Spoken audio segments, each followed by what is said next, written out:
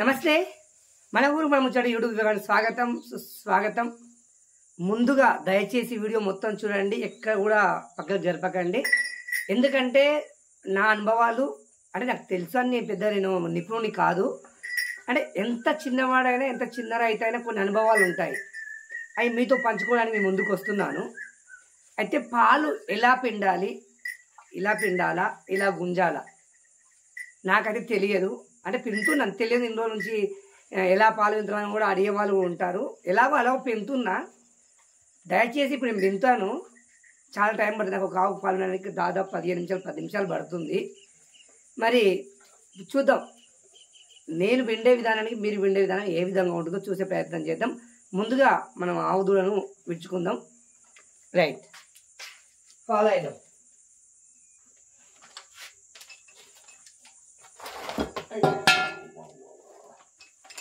దూడని అయితే ఇది వస్తున్నానండి, దోమలు అయితే కడుస్తున్నాయి. మరి దోమల గురించి రేపు మాట్లాడతాను. ఇక దూడని ఇచ్చాను. ముందుగా దూడ ఇలా ఇదేందని కొత్తగా చెప్పేది అనుకోకండి, చెప్పుదాం. చెబితే నష్టపోయేది లేదు, మీకేం నష్టం జరగదు, నాకేం నష్టం జరగదు. కనుక డబ్బులు ఖర్చు అవుతున్నాయంటే ఏం చెప్పకపోదు, డబ్బులు అయితే ఖర్చు అవ్వట్లేదు. సరే, మనం లేగదూడని అయితే ఇచ్చాము, ఏమనుకోదు. నాకు పాలు వినడానికి రాదు. ఎలా పిండాలో, ఎలా పిండితే ఫాస్ట్ వస్తుందో ఒకసారి చెప్పే ప్రయత్నం చేయండి. ఫస్ట్ దూడ ఈకుతుందిరా భయ అనుకోకండి. చీకరి కొంచెం పాలు ఎక్కువ చీకితే బాగానే ఉంటుంది. అది నేనైతే పాలు అయితే ఎక్కువనే ఇరుస్తాను. అంటే నీకు పిండికి చేత కాకపోతే ఇరుస్తామని అనుకోవద్దు, కొంచెం పాలు తాగాలని ఇరుస్తాను. దూడ అయితే చీకిచ్చాను, లాగేద్దాం మనము. చాలా అనిపిస్తుంది నాకు, ఇప్పటి వరకు చాలా అనిపిస్తుంది. ఒక సన్ను సగం చీకింది.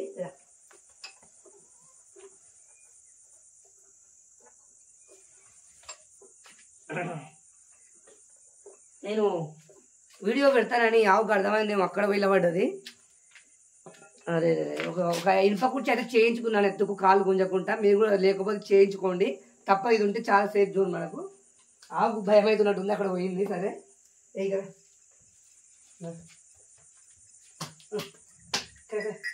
Okay okay okay. నేనైతే ప్లాస్టిక్ బకెట్లోనే పాలు వింటాను, మీరు ఎలా వింటారో నాకు తెలియదు. అయితే కుర్చీ వేసుకున్నాను. ఏమో మరి వీడియో పెట్టడానికి అంతదా ఏంది రోజు అర్థమవుతలేదు. ముందుగా అయితే నేను పొదుగు అయితే నీళ్ళు చాలా తీసుకున్నాను. నీళ్ళు ఎక్కువ తీసుకొని పొదుగు సాఫ్ చేస్తాను. కనిపిస్తుందా? అడ్డమైంది కదా. సరే,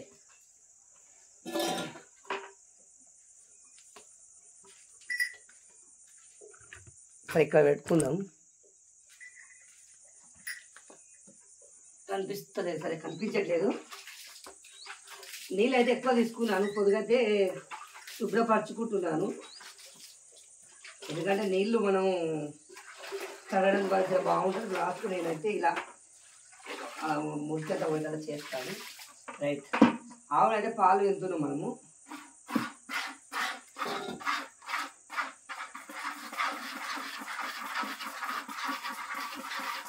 నాకైతే పాలు ఫాస్ట్ అయితే తినడానికి రాదు. నేనైతే ఇలా పెట్టుకొని తింటున్నాను.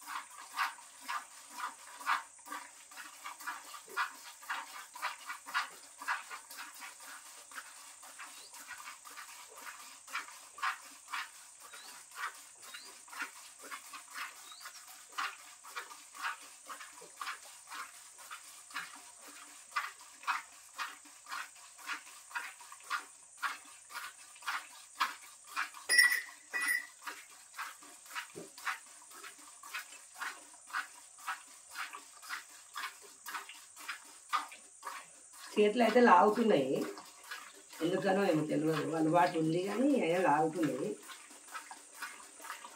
ముదురు పుట్టి ముదురు మేత వేసినందుకు ఎందుకు ఈరోజు పాలు కూడా చాలా తక్కువ ఇస్తుంది. గడ్డి ముదిరింది, పుట్టి ముదిరింది, పాలు కూడా చాలా తగ్గిపోయినాయి పాల శాతము.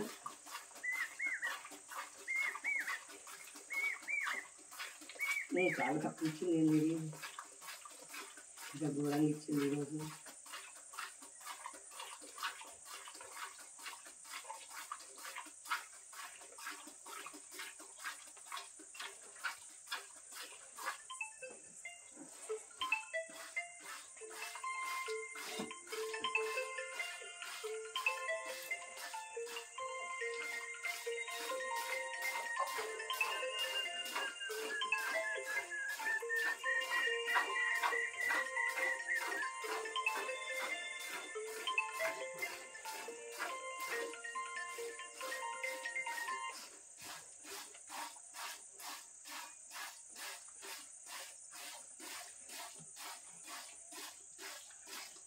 నేనైతే ఇలా వింటున్నానండి, మీరు ఎట్లా విందో తెలియదు నాకైతే. కెమెరా చాలా దూరం ఉంది, మళ్ళీ ఆవు ఒకటి దూరం అంతే ప్రాబ్లం అని దూరం పెట్టాను.